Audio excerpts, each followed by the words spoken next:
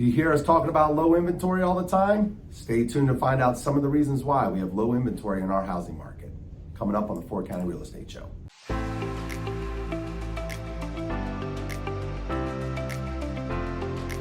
Welcome back to the Fort County Real Estate Show. I'm your host, Kevin Carey with Caliber Home Loans. I got Peggy Magnanelli here with me. She is with RE/MAX Results here in Frederick. So welcome, Peggy, as always. Thank you, thank you. So, as you know, we've been talking about low inventory for, it seems like, a year, if not longer. So I've asked Peggy to come in because, you know what, we're getting a lot of questions from people going, what has caused low inventory? So, Peggy, why don't you kind of start with, give us an historical perspective of where new house construction, things like that, should be compared to where it is now. Give us a little historical perspective. Okay, so if we go back to the 1960s, so we're going to go decade by decade.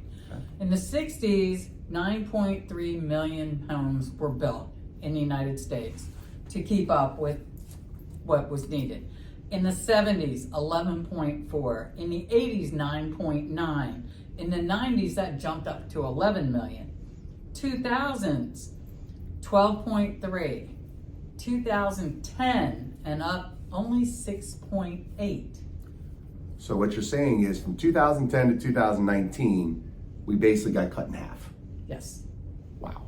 Yeah. All right. So obviously what that does, it causes a shortage, right, of families that want to move up, maybe want to look new construction or just want to move in general. Right. It starts to create an issue because we're not building enough homes right to meet the demand of the home buyer that's out there. And again, this is not specific to our area. This is across the country. Yes, this is nationwide. So nationwide, according to Lawrence Yoon, who is the chief economist for the National Association of Realtors, we're about 10 million housing starts behind where we should be at this time. So decade by decade, right? Let's just break it down year by year. We should be building about, if I'm hearing this correctly, doing the math, is at least about 1 million homes a year.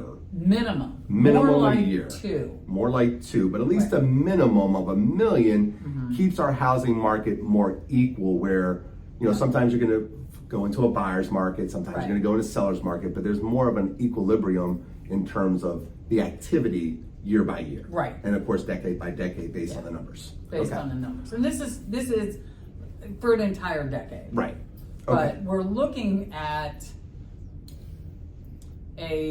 so when you're talking about this, you have to look at, okay, there's all kinds of different ideas. Like you've got 2 million homes, 2 million people who should have moved during the recession who didn't. Right. And because of all different kinds of things. Right.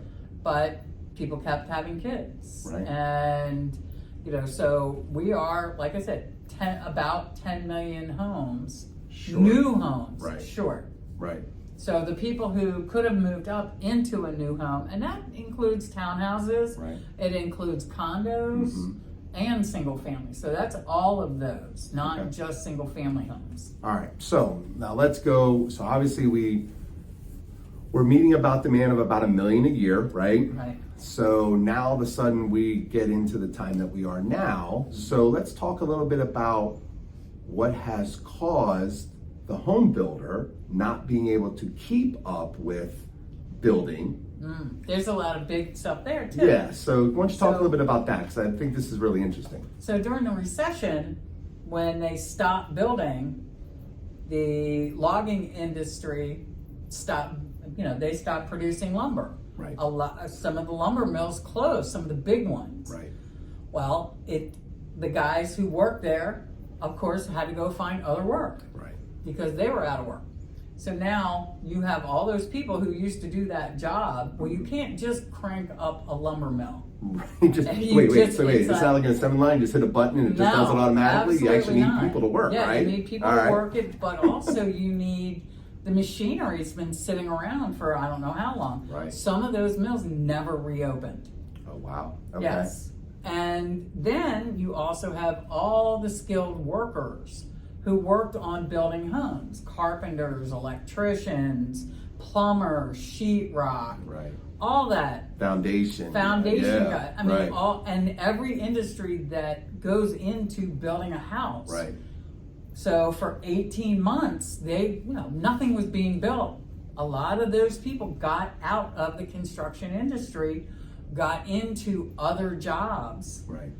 And so now, skilled labor is at a premium. Right.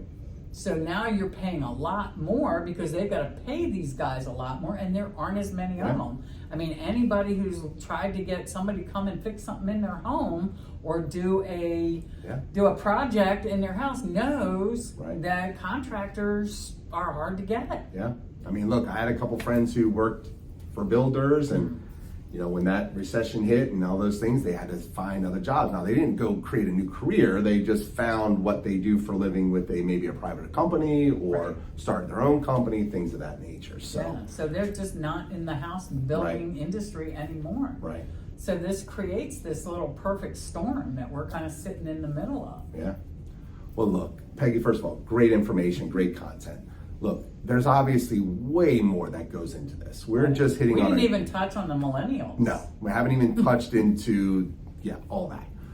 But as you know, we like to keep the videos short. We don't want them to be too long. But listen, Peggy's information is behind me. All right. If you'd like to have more of a conversation on this topic, maybe go a little bit deeper, maybe educate yourself, reach out to Peggy. She'd be more than happy to talk to you.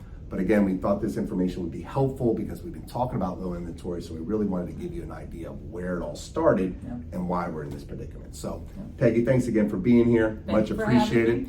If you like what you heard, hit the subscribe button down below. We'll see you the next time on the 4 County Real Estate Show. Have a great day. Bye-bye. Bye.